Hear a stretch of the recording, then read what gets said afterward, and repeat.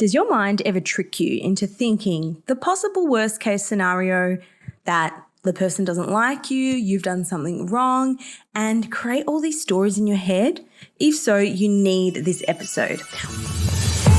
The What's Eating You podcast is a series of mental health topics that are designed to make you think, learn, educate, and validate. Enjoy the show. Welcome back. It is Steph and I'm here from Bali, your psychologist and just that person who's going to give you some insight into your life that you may not otherwise have realized. Now, this episode comes from my own personal experience. And no matter how much experience you have, no matter how many skills you accumulate, there are always going to be situations that trigger your brain or that set off those unhelpful negative thinking patterns. And I had this experience, so I'm going to share what happened. Now, if you haven't listened to the previous episodes, I am in Bali living what I consider my best life. I absolutely love Bali. It's such a special place in my heart.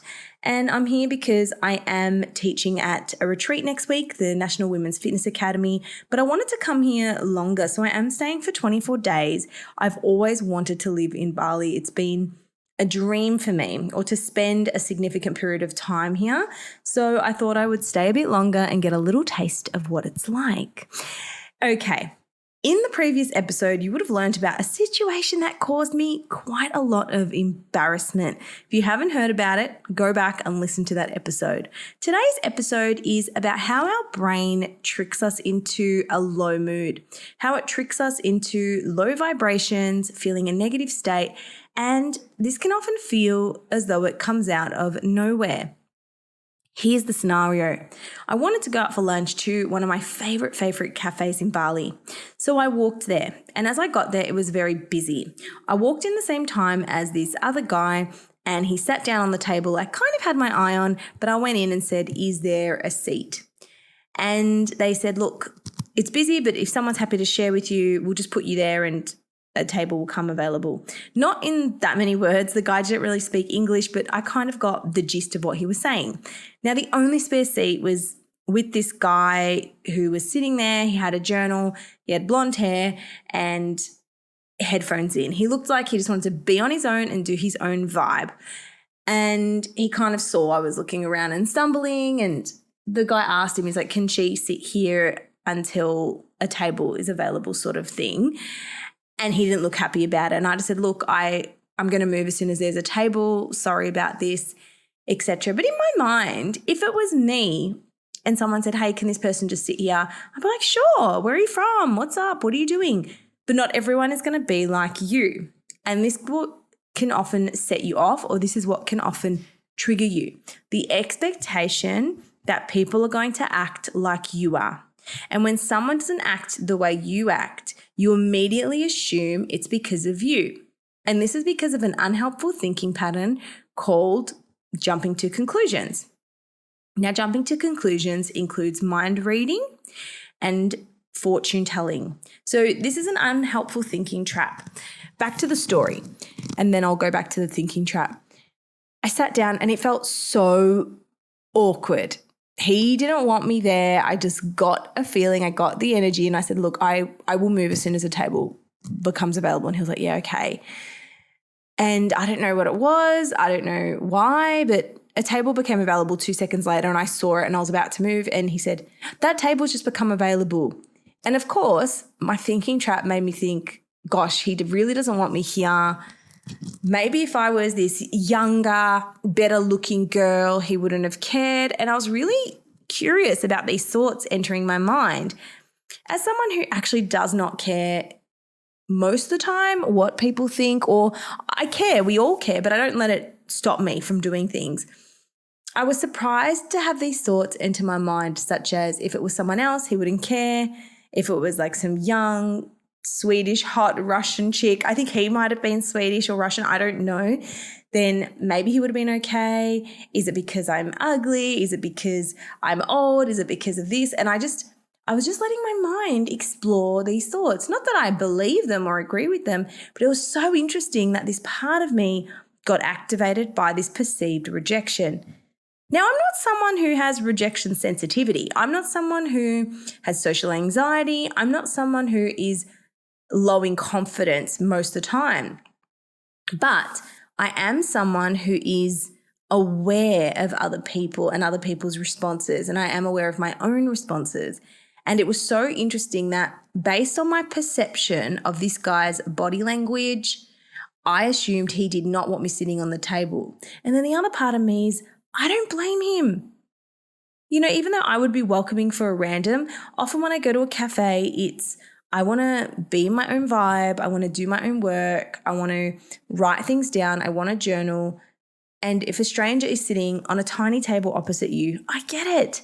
That can be uncomfortable. So I completely got it. I completely understood the vibe and the energy. And then I noticed as I was eating my lunch, my mood started to drop.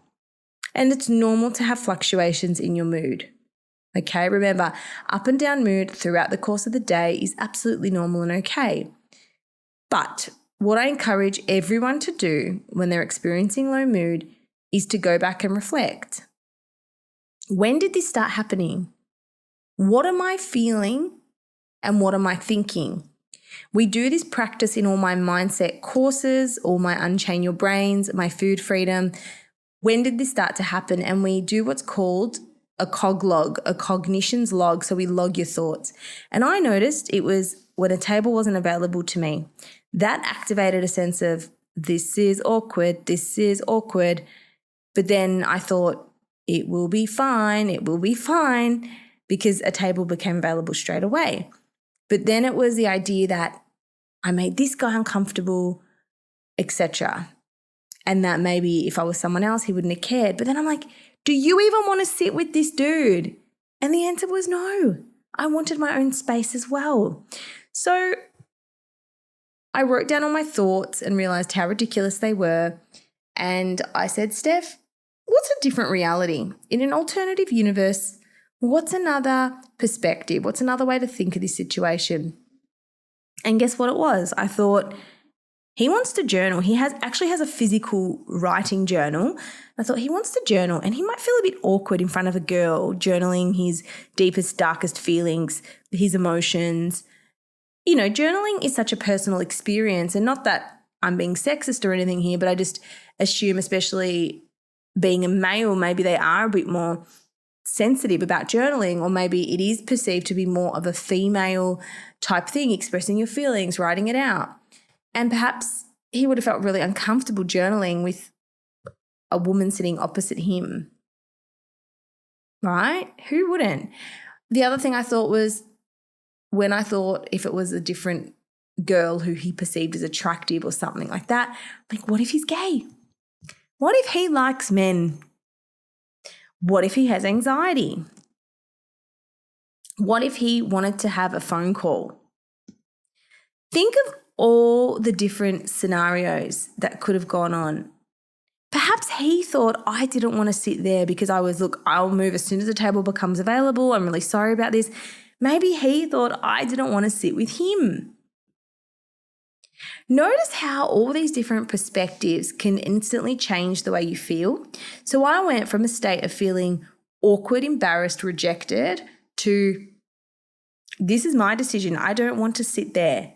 I am being considerate of what you might need. I understand that maybe it's got nothing to do with how I look or who I am, and that's okay. Yes, maybe the body language was a bit cold or a bit different to mine, but it doesn't mean it was because of me. It doesn't mean I'm being rejected.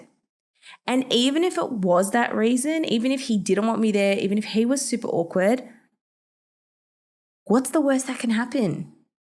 He's allowed to not want someone to sit opposite him when he's gone out to do his journaling and his quiet time.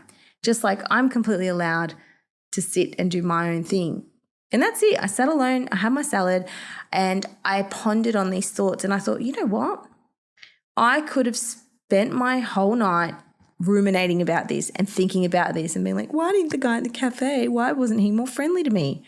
Or I could create my own perspective that he wanted to do his journaling, have his own time. So did I. It had nothing to do with me. I am amazing in my own way, and I don't need everyone to love and accept me and want me there. And that completely changed the course of the afternoon. So the moral of the story here is, stop creating your own story. Stop creating a story in your head that you have no evidence to prove that makes you feel worse, and start to create a story that makes you feel better. Start to create a story that makes you feel empowered. Many people will say, be delusional. Think the opposite. Think, oh, he was intimidated by me, didn't want me sitting opposite him because he wanted to journal. Think the scenario that's going to make you feel the best. See, people think the worst case scenario. I want you to think, what is the best case scenario? Now, I teach you how to do this in my courses, the 30-day Mindset Reset Challenge, and also Unchain Your Brain if you experience anxiety. And all it does is it allows you to apply the skills when this happens. So instead of feeling upset for a whole week or rejected for a whole 24 hours, I found it fast, I analyzed it, I nipped it in the bud. And what this means is when my brain is triggered, it doesn't affect my day-to-day. It doesn't distress me. It doesn't take my energy because I'm able to quickly apply my strategies and nip it in the bud. Do you reckon you could apply this? Have you ever had a situation like this? Let me know. So in summary, remember, we can't control situations that make us feel awkward and strange, but we can control the way we think about these situations. And how do we do that? We choose a different perspective. We consider the perspectives. We get curious about why this came up for us. And then we rehearse that new perspective in our mind. And we choose the perspective that's favorable for us. If you enjoyed this episode, let me know. Send me a message on Instagram, or you can always rate the podcast, leave a review. I absolutely love reading them, and I'm so grateful that you were here. Hope you are having the best week so far. And if you have an episode request, please let me know. Take care, and I'll see you soon.